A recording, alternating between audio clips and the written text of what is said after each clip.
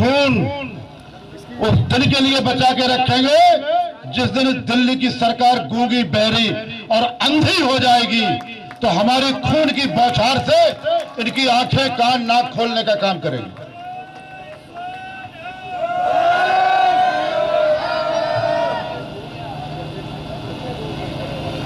32 साल बाद मांगेराम त्यागी, 32 साल बाद एक फिर मौका आया। 32 साल पहले बाबा टिकैत की अगुवाई में पूरे देश का किसान बोट क्लब पर इकट्ठा होकर के आंदोलन किया था। आज फिर 32 साल बाद एक मौका आया कि हिंदुस्तान का पूरा किसान फिर एक दिल्ली के दरवाजे पे आकर बैठा हुआ है। ऐसे मौके बार बार नहीं आते, बहुत समय लगता है। ऐसे पावन मौकों पर बहुत कुछ इस देश में क्लियर हो गया, बहुत कुछ इस देश में स्पष्ट हो गया। राजनीतिक विचारधाराएं स्पष्ट हो गई। कृषि प्रधान देश में किसका, किस राजनीतिक दल का क्या दृष्टिकोण है किसान और किसानी के प्रति, वो भी निश्चित हो गया। और बहुत सारे किसान संगठनों का भी निश्चित हो गया कि कौन किसान के साथ खड़ा है और कौन किसान विरोधी सरकार के साथ खड़ा है। ये बहुत सारी चीजें क्लियर हो गई। इस लगातार 1 महीने से चलने वाले, ज्यादा चलने वाले संघर्ष ने बहुत सारी धाराएं, बहुत सारी रेखाएं क्लियर कर दी। अब लोगों के मुखौटे और चेहरे स्पष्ट हो गए। अब किसी के बहकावे में लोग नहीं आएंगे कि कोई कह देगा कि हम किसानों के हैं या कोई कह देगा कि हम किसानों के बीच के हैं। ये किसान ने पहचान लिया कि कौन हमारा है और कौन हमारा नहीं है। दोस्त दुश्मन का फैसला इस आंदोलन में हो चुका है। अभी ये आंदोलन लंबा चलेगा। बहुत कुछ चीजें ऐसी रह गई हैं, उनका भी फैसला इस आंदोलन में होकर रहेगा। आपसे अनुरोध है, इस आंदोलन को केवल शांतिप्रिय तरीके से चलाना है। किसी प्रकार से संयम को नहीं खोना है, क्योंकि सरकारों ने बहुत से षड्यंत्र इस आंदोलन को फेल करने के लिए किए। पहले बदनाम करने के प्रयास किए, कहीं किसी आंदोलन से जोड़ा, कहीं किसी आंदोलन से जोड़ा, कहीं कोई फंडिंग से जोड़ा, कहीं किसी हिंसा से आंदोलन को जोड़ा। लेकिन आपके शांतिपूर्वक किए गए इस आंदोलन ने यह निश्चित कर दिया और देश की जनता जनार्दन ने निश्चित कर दिया कि जो किसान आंदोलनकारी दिल्ली के दरवाजे पर बैठे हैं वो बिल्कुल पवित्र मन से बैठे हैं।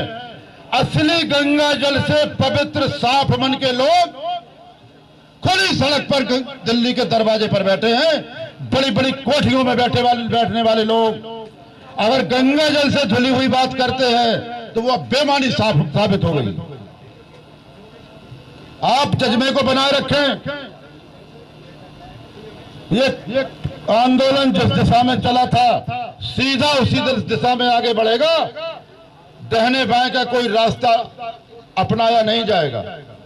3 काले कानूनों को वापस लेना होगा, एमएसपी पे कानून बनाना होगा, तभी ये किसान दिल्ली के दरवाजे को छोड़ेगा। आप लोग अपने अपने घरों में संदेश दीजिए। हम बहुत आराम से और बहुत शांतिपूर्वक आंदोलन कर रहे हैं। अब लोगों को बुलाने की जरूरत नहीं पड़ रही। इस सरकार की हर धर्मिता ने, इस सरकार की तानाशाही ने यह निश्चित कर दिया है कि गांव के कोने कोने पे खेत में बैठा किसान जो काम करने वाला वो समझ गया कि अब जरूरत उस किसान की दिल्ली के दरवाजे पर है और वो किसान स्वतः चल दिया है और बड़ी संख्या में हिंदुस्तान के कोने कोने से बढ़ने वाला है।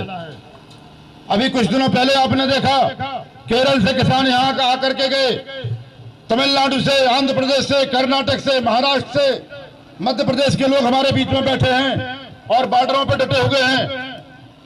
उत्तराखंड, हरियाणा, पंजाब, उत्तर प्रदेश, बिहार, ऐसा कोई प्रांत नहीं बचेगा जहां आंदोलन की चिंगारी न फूटे, क्योंकि आंदोलन केवल किसान का नहीं है। किसान के खेत में उपजाए गए अन्न से जो अपनी जिंदगी को जी रहा है, हर उस व्यक्ति का यह आंदोलन है। क्योंकि आने वाले समय में अगर ये कानून लागू हो गए तो देश का भोजन कुछ लोगों के खजाने में चला जाएगा, और जब देश की सामग्री एक जगह एकत्रित कर दी जाएगी, जिंदा रहने का सामान एक जगह एकत्रित कर दिया जाएगा, तो आप कल्पना कर सकते हैं कि वो महंगा बेचेगा या सस्ता बेचेगा। कानून बनने के पहले गोदाम बन जाते हैं। ये किस दिशा में देश को ले जाना चाह रहे?